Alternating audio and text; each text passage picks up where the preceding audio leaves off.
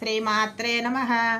ఈరోజు వీడియో గుడిలో షడగోప్యము తల మీద పెట్టడం ద్వారా ఏమి ఫలితము వస్తుంది ఈ వీడియోలో చూద్దామండి.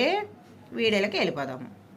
దేవాలయంలో దర్శనం అయ్యాక తీర్థము షడగోప్యము తప్పక తీసుకోవాలి. చాలామంది దేవుని దర్శనం చేసుకున్నాక వచ్చిన పని అయిపోయిందని చకచక వెళ్ళి ఏదో ఏకాంత నిర్మల ప్రదేశము చూసుకొని కూర్చుంటారు. కొద్దిమంది మాత్రమే ఆగి షడగోప్యము పెట్టించుకుంటారు.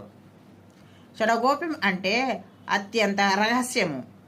అది పెట్టే పూజారి కూడా నిష్పంచనంతగా కోరికను తలుచుకోవాలి.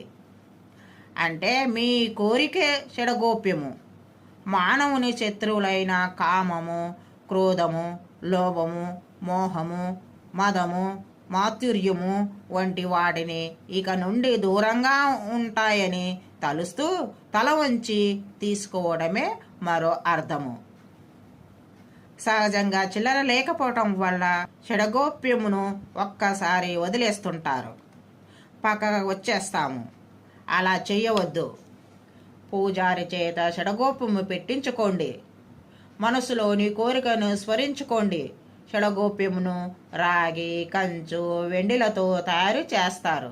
పైన విష్ణు పాదాలుంటాయి.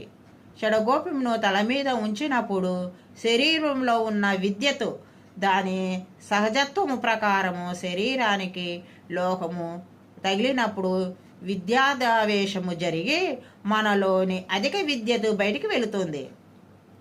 తద్వారా శరీరంలో ఆందోళన, ఆవేశము తగ్గుతాయి. షడగోప్యమును షడగోపురం అని కూడా అంటారు. ఈ వీడియోలో మనం గుడిలో షడగోపురము తల మీద పెట్టడం ద్వారా ఏమి ఫలితము వస్తుందని చూసాం కదండి. మనం నెక్స్ట్ వీడియోలో కలుసుకుందాం.